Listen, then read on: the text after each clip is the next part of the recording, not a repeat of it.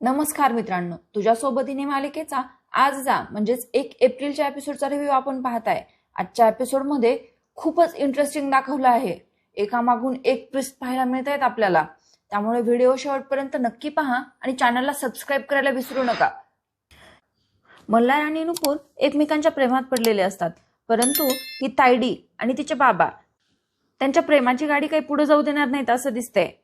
आणि इकडे मीना सुद्धा नुपूरला त्रास देण्यासाठी कायम तत्पर असते.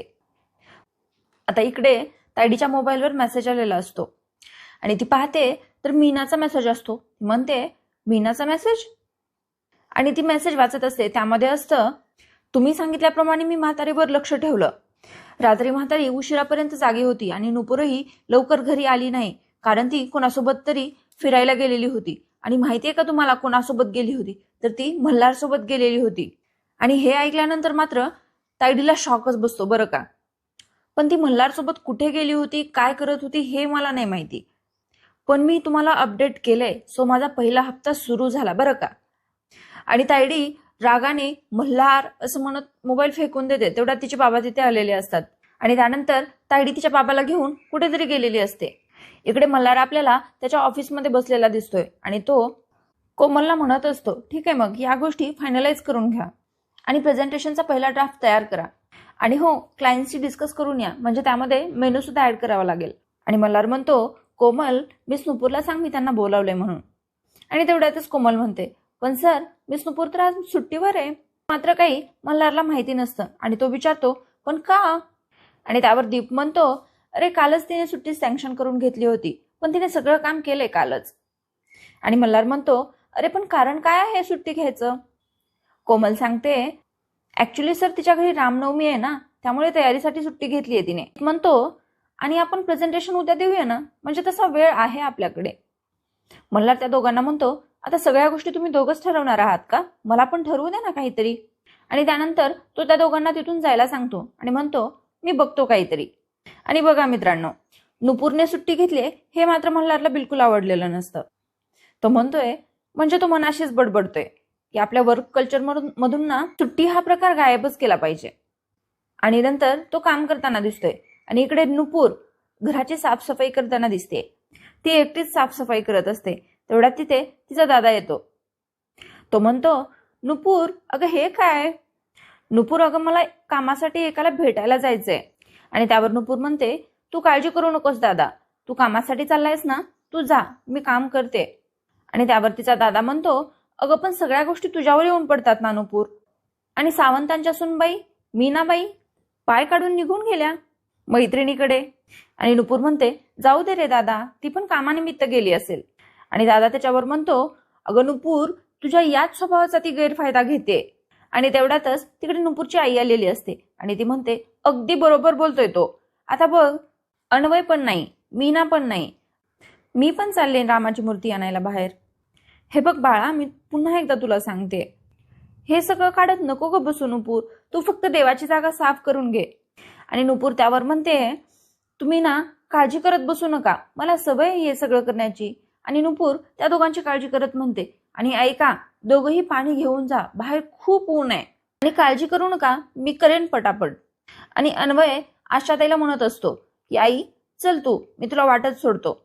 आणि तेवढ्यातच नुपूरची आई म्हणते, मला काय वाटते माहितीये का, त्या रामालाच हिची दया यावी आणि हिच्या मदतीला त्याने कोणाला तरी पाठवून द्यावं. आणि त्यानंतर ते दोघेही निघून जातात. आता इकडे तायडी मल्हार असं ओरडत त्याच्या रूममध्ये आलेली असते आणि तिथे कामवाल्या काकू झाडू मारत असतात. ती त्यांना विचारते, मल्हार कुठे गेला? आणि त्या काकू सांगतात, मल्हार सर तर कधीच ऑफिसला गेले. आणि त्यावर तायडी म्हणते, ऑफिसला गेला पण? आणि ती थोडीशी शॉक होते, कारण ती म्हणते, मला न भेटता गेला?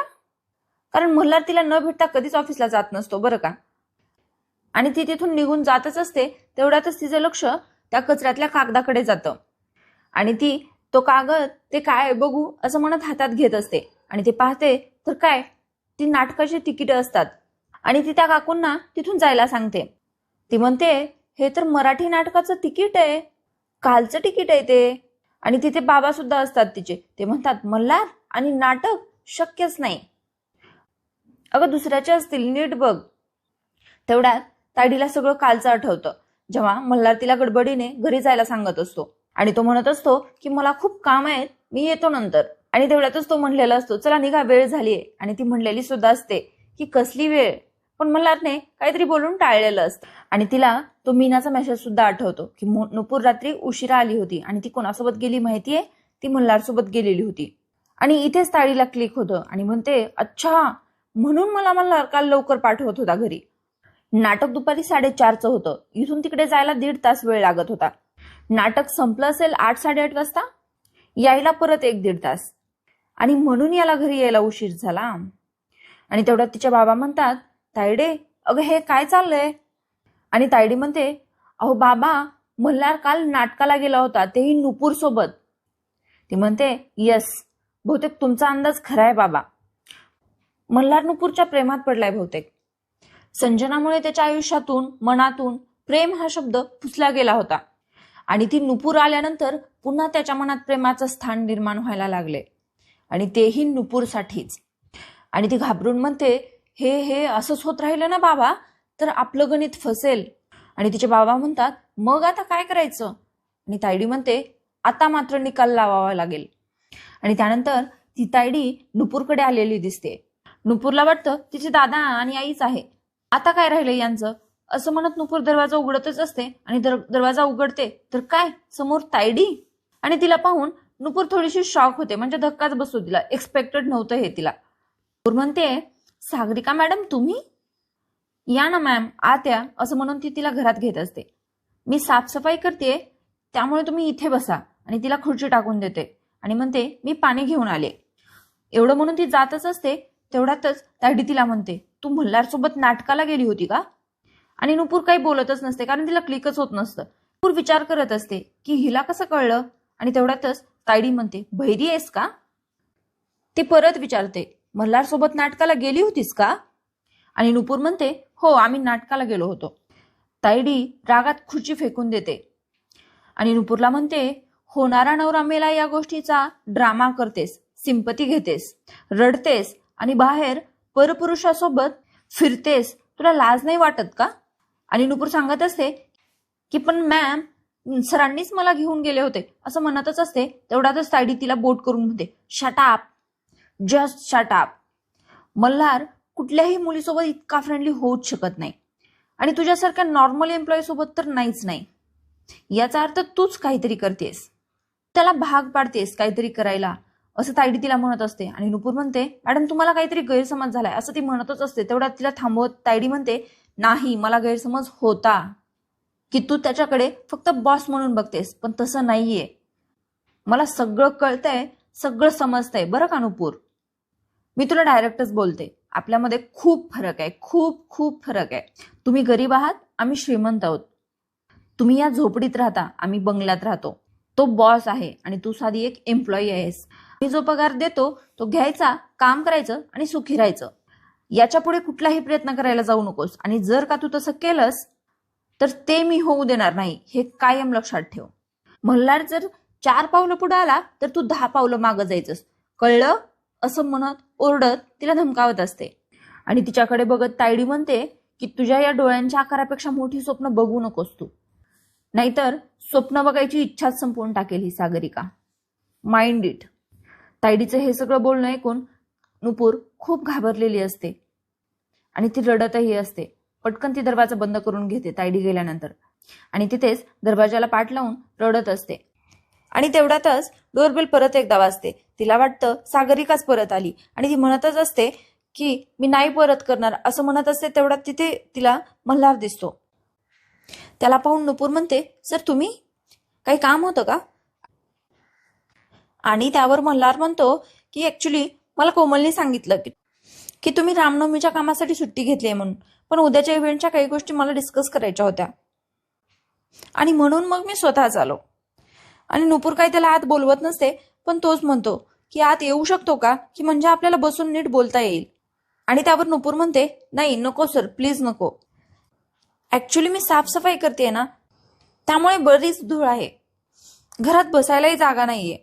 आणि त्यावर मल्हार म्हणतो ठीक आहे, मग आपण उभं राहून बोलूया. आणि नुपूर म्हणते नाही नको सर, मी ऑफिसला सुट्टी यासाठीच घेतली होती, मला आज घरातली कामं करता येतील. सर, इव्हेंट्सचे जे काही डिटेल आहेत ना ते तुम्ही कोमलला किंवा दीपला सांगा ना. मी त्यांच्याकडून अपडेट घेईल आणि माझं हे काम झालं की तुम्हाला रिप्लाय करेल. Okay, bye. असं म्हणून ती दरवाजा बंद करतच असते. तेवढ्यात थांबवत मल्हार तिला म्हणतो, मिस नुपूर, सॉरी, पण काही घडलंय का? म्हणजे तुम्ही माझ्यापासून काही लपवताय का? आणि त्यावर नुपूर म्हणते, असं काही नाहीये सर, एवढंच की घरात फक्त खूप पसारा झालाय बघा आणि त्याला सावरायला वेळ लागेल, त्यामुळे मला कामाला लागायला हवं. आणि त्यावर मल्हार तिला म्हणतो, मग मी काही मदत करू का तुम्हाला? आणि तसंही कोणीतरी म्हटलंच आहे, पसारा आवरताना जर कोणाची सोबत असेल तर अडगळ लवकर बाजूला होते आणि ती जागा लवकर रिकामी होते. आणि नुपूरला हे सगळं वेदांतनी बोललेलं आठवतं आणि ती विचार करतच असते. तेवढ्यात मल्हार म्हणतो, करू का मग मी तुम्हाला मदत? पण नुपूर मात्र काही तयारच होत नाही. ती म्हणत असते, खरंच नको सर, काही गरज नाही, मी करेल एकटी. त्याचं काय आहे ना, ही अशी साफसफाई मी बऱ्याच वेळेला एकटीने केलेली आहे, त्यामुळे तुमच्या मदतीची मला गरज नाहीये. आणि ती मनातल्या मनात अशी पुटपुटत म्हणत असते की तुमची मदत मला तशीही अंगाशी येते. मल्हारने मात्र हे स्पष्ट ऐकलेलं नसतं आणि तो म्हणतो, काय म्हणालात? आणि त्यावर नुपूर म्हणते, नाही काय, तुम्ही ही मदत करून निघून जाल, नंतर 4 शब्द मला ऐकावे लागतील. आणि मल्हार त्यावर म्हणतो, काय म्हणजे मी तुम्हाला मदत केली तर कोण बोलणार आहे तुम्हाला? आणि नुपूर म्हणते, सर प्लीज मला नाव घ्यायला नका लावू. आणि मल्हार म्हणत असतो, पण मग त्याशिवाय मला कसं कळेल? आणि नुपूर म्हणते, सर मी काय म्हणते, मी खरंच ही साफसफाई एकटी करू शकते, काहीच प्रॉब्लेम नाही. आणि मी काय म्हणते, आपल्या ऑफिसचं जे काही काम असेल ना ते दीपला किंवा कोमलला सांगा ना, मी घेईल त्यांच्याकडून अपडेट. Okay, bye. असं म्हणून ती दरवाजा लावून घेते आणि त्यानंतर मनाशीच बोलत म्हणते, सॉरी सर, तुमच्याशी असं वागताना मला खूप वाईट वाटतंय, पण त्यातच आपलं भलं आहे. आणि इकडे मल्हार मात्र दरवाजाच्या बाहेर विचार करत असतो की असं काय झालं अचानक या नुपूरला? अचानक हा माझा टास्क मला एवढा अवघड का वाटू लागलाय? आणि त्यानंतर तायडी इकडे मल्हारच्या ऑफिसमध्ये आलेली दिसते आणि तिथे मल्हार नाहीये. हे पाहून तिला थोडासा शॉक बसतो आणि म्हणते, मल्हार कुठे गेला? ऑफिस टाइम मध्ये हा कॅबिन मध्ये नाहीये? आणि तेवढ्यातच तिथे दीप आलेला असतो. ती दीपला विचारते, मल्हार कुठे आहे? आणि दीप म्हणतो, काही आयडिया नाहीये मला, पण अर्ध्या तासापूर्वी तरी इथेच होता. आणि तायडी त्याला रागात म्हणते, दीप तुला माहितीये पण तू सांगत नाहीस, असं तर नाहीये ना? आणि दीप घाबरून म्हणतो, नाही मॅम, असं काहीच नाहीये. आणि दीप म्हणतो, म्हणजे एक वेळ तो माझ्यापासून काहीतरी लपवेल, पण तुम्हाला तर तो सगळंच सांगतो ना? आणि त्यानंतर तायडी दीपला तिथून जायला सांगते. आणि तेव्हाच तिथे तायडीचे बाबा आलेले असतात. ते तायडीला विचारतात, काय तायडे, बोलणं झालं का नुपूरशी? नुपूरशी बोललीस का तू? आणि त्यावर तायडी म्हणते, हां बोलले, नुसतं बोलले नाही तर तिला तिची जागा पण दाखवून आली. आणि नंतर तायडीचे बाबा म्हणतात, छान झालं, म्हणजे आता तिचं फडफडणं बंद होईल. आणि त्यावर तायडी म्हणते, फक्त तेवढंच पुरेसं नाहीये बाबा, आपण नुपूरला थांबवू शकतो मल्हारला भेटण्यापासून, पण मल्हारला कसं थांबवायचं याचा विचार करावा लागेल. आणि तायडीचे बाबा म्हणतात, बरोबर बोलतेस तायडी, करेक्ट आहे, पण तुझा प्लॅन काय आहे नेमका? आणि त्याचं काहीच उत्तर न देता तायडी त्यांना विचारते की तुम्ही कशासाठी आला होतात? तर तिचे बाबा म्हणतात, अरे हो, ते चेकवर सही पाहिजे होती. तायडी म्हणते, कशाला चेकवर सही? आणि नंतर तिचे बाबा म्हणतात, अगं असं काय करतेस, उद्या दुपारी लग्नाचा इव्हेंट आहे ना आपलं ते नेहमीचं डायनिंग आणि serving setup, live counter setup आणि त्याचं युटिलिटी बॅकअप, असं बरंच काही. त्यावर तायडी म्हणते, किती पेमेंट आहे? आणि तिचे बाबा म्हणतात, अगं 8 लाख पेमेंट आहे. आणि त्यावर तायडी काहीच न बोलता तिच्या डोक्यात काहीतरी प्लॅन सुरू असतो. इकडे नुपूरची साफसफाई मात्र सुरूच असते आणि परत एकदा डोरबेल वाजते. आणि आता दरवाजावर 2 कोणीतरी अनोळखी व्यक्ती असतात आणि ते म्हणतात, हॅलो मॅडम. नुपूर त्यांना म्हणते, आपण कोण? त्यावर ते दोघं जण म्हणतात, तुमच्या घराची साफसफाई करायची आहे असं कळलं आम्हाला, त्यामुळे आम्ही दोघं आलोय. आणि हे ऐकून नुपूर मात्र शॉक होते आणि म्हणते, काय? नाही म्हणजे तुम्हाला काहीतरी गैरसमज झालाय, म्हणजे घराची साफसफाई सुरू आहे पण मी नाही बोलवलंय तुम्हाला. त्यावर ते दोघं जण म्हणतात, नाही नाही मॅडम, तुम्ही नाही बोलवलंय, त्या साहेबांनी बोलवलंय, असं म्हणत मल्हारकडे हात करत ते म्हणतात. आणि त्यानंतर नुपूर वाकून त्याच्याकडे बघते तेव्हा मल्हार हाताने असं खुणवत म्हणत असतो, हा मी पाठवलंय त्यांना. आणि नंतर नुपूर त्या दोघांना म्हणते, नाही खरंच थँक्यू, तुम्ही दोघं आलात, पण खरंच मला मदतीची गरज नाहीये. आणि म्हणते, मी बोलते त्या सरांशी, तुम्ही काळजी करू नका, असं म्हणून त्यांना तिथून पाठवून देते.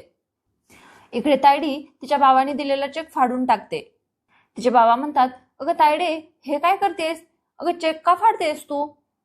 त्यावर तायडी म्हणते, कारण उद्या वेंडर्सला on the spot cash payment करायचे म्हणून. आणि त्यावर तिचे बाबा म्हणतात, 8 लाख आणि कॅश? आणि त्यावर तायडी म्हणते, उद्या कॅश पेमेंट नुपूर करणार आणि ती कॅश ती स्वतः इथून सर्व्हिस पॉइंटला घेऊन जाणार. त्यावर तिचे बाबा म्हणतात, नाही, चान्सच नाही. अगं मल्हार, इतकं मोठं कॅश ट्रान्झॅक्शन मान्यच करणार नाही. आणि त्यावर तायडी म्हणते, वेंडर्सला मॅनेज करा, त्याला फोन करा, म्हणजे उद्या जरी मल्हारने विचारलं तर त्याला म्हणता येईल की वेंडर्सलाच कॅश पेमेंट पाहिजे होतं. आणि त्यावर तिचे बाबा म्हणतात, हा, हे होऊ शकतं.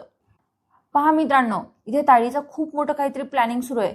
असं वाटतंय की ती तिच्यावर चोरीचा वगैरे आळ घेईल का, किंवा तिच्या मागे चोर वगैरे लावून देईल का. ही तायडी काही नुपूरला सुखाने जगू देत नाही असं वाटतंय. आता तेवढ्यातच तिथे मल्हारच्या ऑफिसमध्ये मीना आलेली असते तायडीला भेटण्यासाठी. आणि तायडी मीनाला तिथे पाहून घाबरून तिला म्हणते, तू इथे कशाला आलीस? आणि त्यावर मीना म्हणते, बाई बाई बाई बाई, काय मॅडम, काल मी तुम्हाला एवढी इम्पॉर्टंट माहिती दिली, माझी झोप मोडून तुम्हाला मेसेज केला मी, मग ठरल्याप्रमाणे माझं पहिलं मानधन मिळायला पाहिजे ना मला. मीना असं म्हणतच असते, तेवढ्यात तायडी तिला ढकलत, बाहेर चल बाई असं म्हणत घेऊन निघून जाते तिथून. आणि इकडे मल्हार मात्र उन्हामध्ये थांबलेला असतो नुपूरची वाट पाहत. मग त्यानंतर नुपूरला केव येते आणि ती त्याच्यासाठी पाणी घेऊन येते. आणि ते पाहून मल्हार पाणी पित पित म्हणतो, खरंच गरज होती याची. आणि त्यानंतर नुपूरने मल्हारला घरामध्ये घेतलेलं दिसतंय बरं का. आता नुपूरचं तिचं साफसफाईचं काम सुरू असतं, पण मल्हारला मात्र कळतच नसतं की आपण काय करावं आणि कुठून सुरुवात करावी. तो त्याचं ब्लेझर काढून एका खुर्चीवर ठेवतो आणि नुपूरला म्हणतो, हॅलो मिस नुपूर, मी आहे इथे. नाही म्हणजे मी आत आलोय, मला वाटलं तुम्ही विसरलात की काय. बरं मग काय काम करू मी? आणि त्यावर नुपूर म्हणते, सर, हे देवाच्या कार्यासाठी करतोय आपण, याला काम नाही तर सेवा म्हणायचं. आणि सेवा आपल्या मनाने करायची असते, समजून उमजून करायची असते. आणि तसंही तुम्हाला ऑर्डर देण्या इतकी मी मोठी नाहीये. आणि मल्हार म्हणतो, नाही नाही मिस नुपूर, तुम्ही या घरामध्ये बॉस आहात आणि तुम्ही मला ऑर्डर देऊ शकता. आणि नुपूरलाही कळत नसतं की मल्हारला काय काम सांगावं. आणि तेवढ्यात तिचं लक्ष त्या पोछाकडे जातं. ती त्याला काम सांगत नाही, पण तेवढ्यातच मल्हार म्हणतो, अच्छा, म्हणजे पोछा मारायचा आहे तर मी मारतो. असं म्हणून मल्हार पोछा घेतच असतो. तेवढ्यातच नुपूर म्हणते, नाही नाही सर, तुम्ही पोछा नका मारू. तेवढ्यात मल्हार म्हणतो, नाही नाही, मी मारतो, मला जमेल. आणि इथेच आपल्याला हा भाग संपलेला दिसतोय. आता उद्याच्या भागामध्ये पूजेच्या वेळेसच नुपूरच्या आईला काहीतरी झालेलं असतं, म्हणजे ती चक्कर येऊन पडलेली असते बहुतेक. आणि मल्हार, तायडी, मीना हे सगळेच तिथे असतात. आणि तेवढ्यातच नुपूर म्हणते, आईची शुगर लो झाली आहे बहुतेक. आणि मल्हार म्हणत असतो, साखर किंवा चॉकलेट आहे का कुणाकडे, असं म्हणत असतो. तेवढ्यातच नुपूर तिथला लाडू उचलते प्रसादाचा आणि तिच्या आईला खायला देते. आणि लगेच मीना जोरजोरात ओरडत म्हणते, देवाचा नैवेद्य उष्टावला, प्रभू श्रीरामांचा कोप होणार आता. आणि त्यावर मल्हार तिला म्हणतो, मुळीच नाही, शबरीची उष्टी बोरं गोड मानणारे प्रभू श्रीराम कधीच कोणावर कोपणार नाहीत. आणि मुळात आता जो त्यांनी प्रेझेन्स ऑफ माइंड दाखवलाय ना, त्यामुळे त्यांच्याबरोबर आपल्या सगळ्यांना आशीर्वादच देतील. अशा प्रकारे हा भाग इथे संपलेला दाखवलाय बरं का. तर आजचा रिव्ह्यू कसा वाटला हे कमेंटमध्ये नक्की सांगा, आणि तुमच्या मालिकेचं नाव सुद्धा. आणि चॅनलला सबस्क्राईब करायला विसरू नका. चला तर मग उद्या